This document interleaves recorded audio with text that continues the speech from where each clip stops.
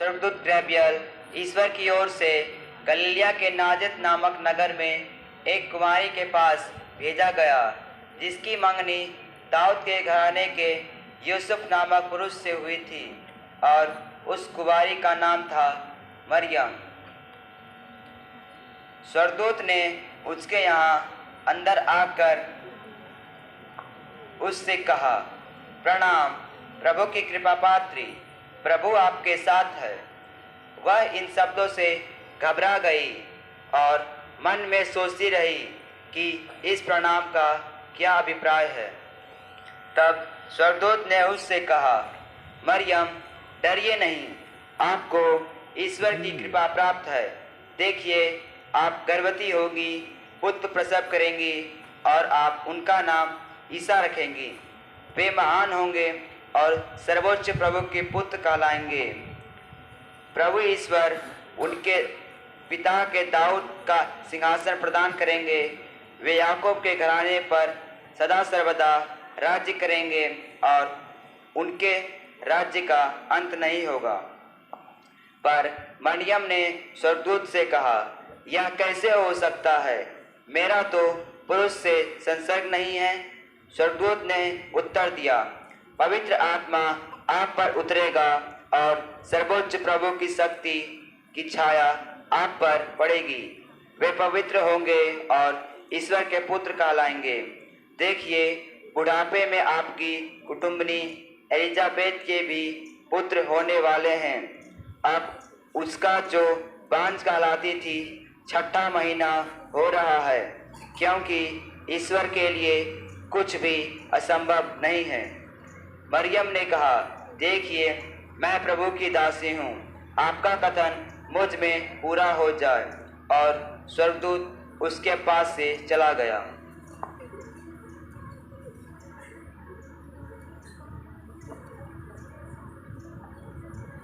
ईसा मसीह का जन्म इस प्रकार हुआ।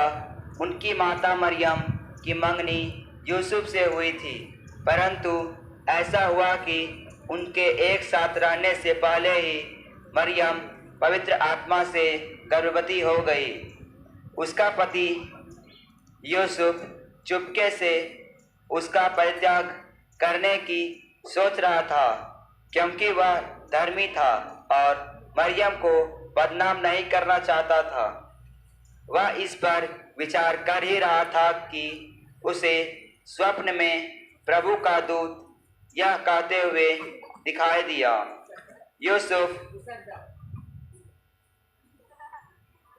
यूसुफ दाऊद की संतान, अपनी पत्नी मरियम को अपने यहाँ लाने में नहीं डरे, क्योंकि उनके जो गर्भ है वह पवित्र आत्मा से है। वे पुत्र प्रसव करेंगी और आप उनका नाम ईसा रखेंगे, क्योंकि वे आप लोगों को उनके पापों से मुक्त कराएंगे। यह सब इसलिए हुआ कि नबी के मुंह से प्रभु ने जो कहा था वह पूरा हो जाए। देखो, एक कुंवारी गर्भवती होगी और पुत्र प्रसव करेंगे और उनका नाम इमानुएल रखा जाएगा, जिसका अर्थ है ईश्वर हमारे साथ है। यूसुफ नींद से उठकर प्रभु के दूत की आज्ञा अनुसार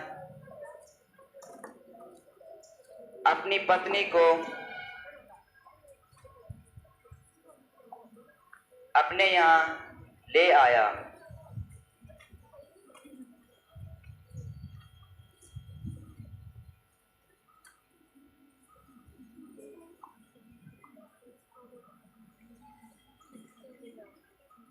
उन दिनों कैसर अगस्तस ने समस्त जगत की जनगणना की राजाज्ञा निकाली।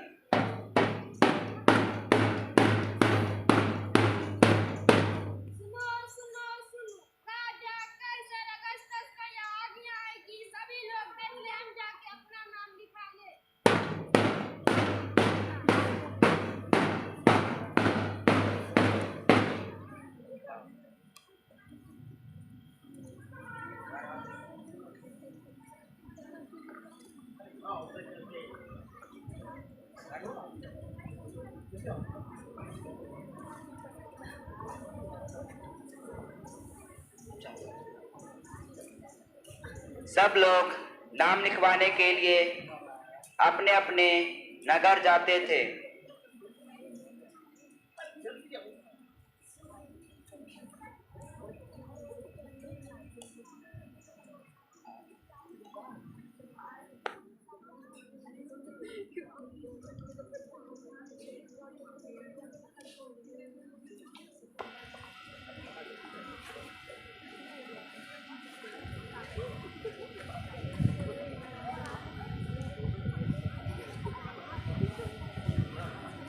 यूसुफ दाऊद के घराने का वंश का था, इसलिए वह गलीलिया के नासरत से यहूदिया में दाऊद के नगर बेथलेहम गया।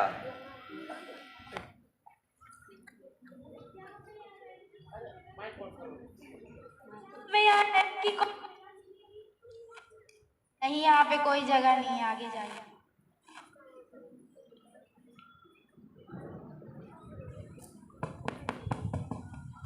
क्या हमें यहाँ रहने की कोई जगह मिलेगी? नहीं नहीं, यहाँ पे कोई जगह नहीं, आगे बढ़ जाओ।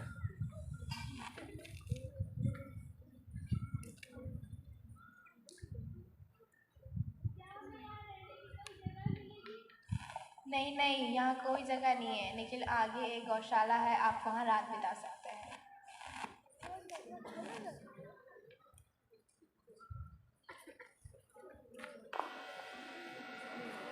वे वहीं थे जब मरियम के गर्भ के दिन पूरे हो गए और उसने अपने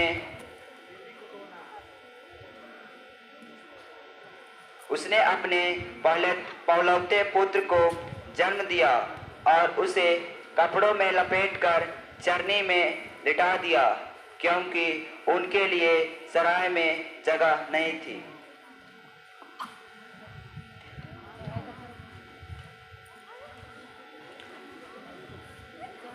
चरवाहों को स्वर्गदूत का संदेश।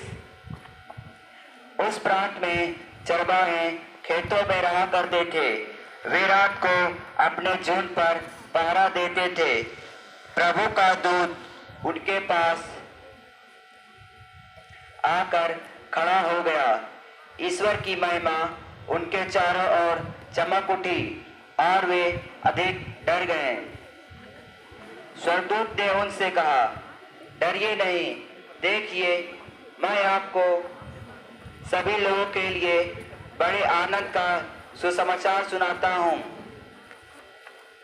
आज दाऊद के नगर में आपके मुक्तिदाता प्रभु यीशु मसीह का जन्म हुआ है।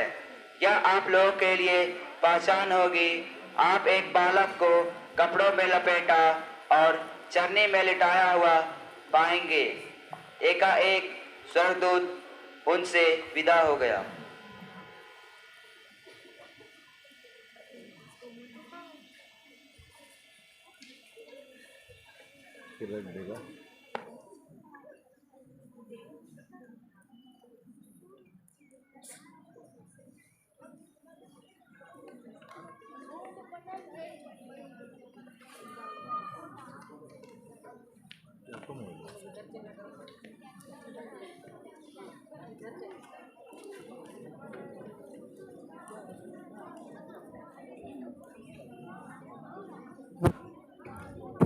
सर आप इधर आ जाओ, इस साइड।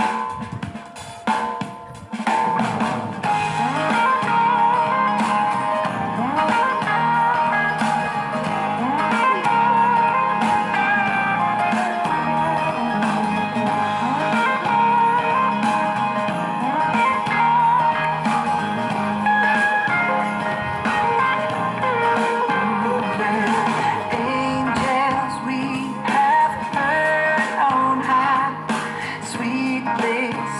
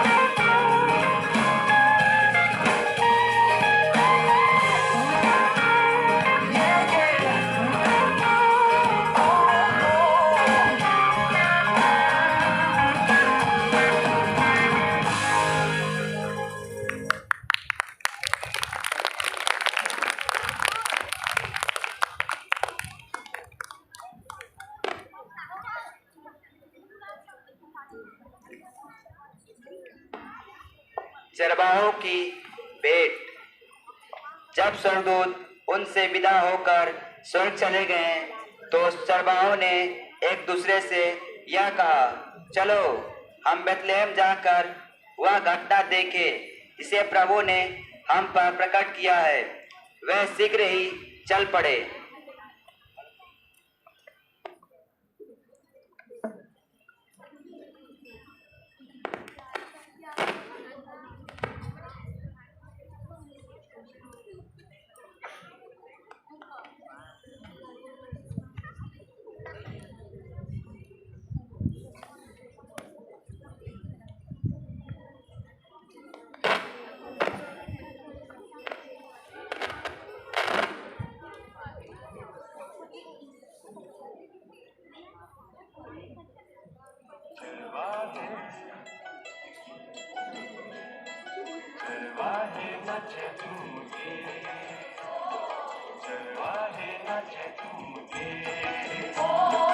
आज सभी गा रहे सुर मिला रहे, आज सभी गा रहे सुर मिला रहे, मिलके करे वंदना। चरवाहे नाचे झूम के, चरवाहे नाचे झूम के।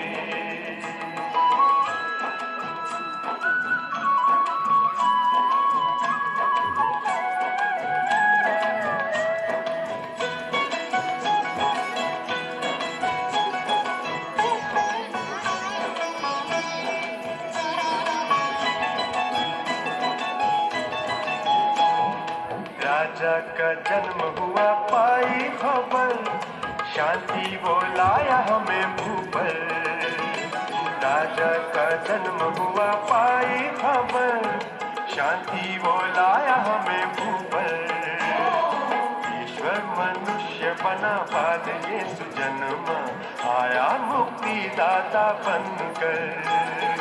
चरवाहे नाचे झूम के, चरवाहे नाचे झूम के। आज सभी गा रहे सुर मिला रहे, आज सभी गा रहे सुर मिला रहे, मिलके करे वंदना।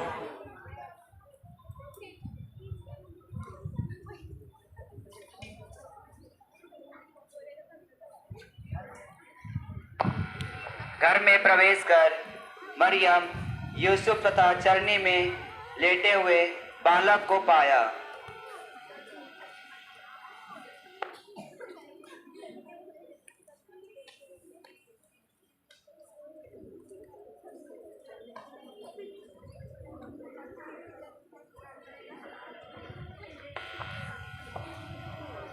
ज्योतिषियों का आगमन। ईसा का जन्म।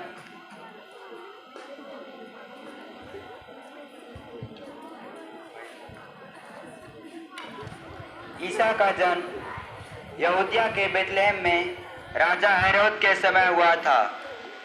इसके बाद ज्योतिषी पूर्व से यरूशलेम आए और राजा हेरोद से बोले, यहूदिया का नवजात राजा कहाँ है? हमने उनका तारा उदित होते देखा है, हम उन्हें दंडवत करने आए हैं। यह सुनकर राजा हेरोद घबरा गया। हेरोद ने बाद में ज्योतिषियों को चुपके से बुलाया और उनसे पूछताछ कर यह पता लगा लिया कि वह तारा ठीक किस समय उन्हें दिखाई दिया था। फिर उसने उन्हें बेथलेहम भेजते हुए कहा, जाइए बालक का ठीक ठीक पता लगाइए और उसे पाने पर मुझे खबर दीजिए, जिससे मैं भी जाकर उसे दंडवत करूं। वे राजा की बात मानकर चल दिए। उन्होंने जिस तारे को उदित होते देखा था वह उनके आगे आगे चलता रहा।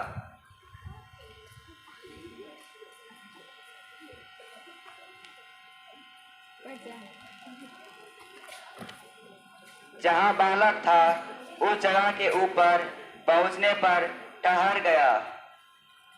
वे तारा देखकर बहुत आनंदित हुए। घर में प्रवेश कर उन्होंने बालक को उनकी माता मरियम के साथ देखा और उसे साष्टांग प्रणाम किया। फिर अपना अपना संदूक खोलकर उन्होंने उन्हें सोना, लोबान और गंधरस की भेंट चढ़ाई। उन्होंने स्वप्न में यह चेतावनी मिली कि वे राजा हेरोद के पास नहीं लौटे, इसलिए वे दूसरे रास्ते से अपने देश चले गए।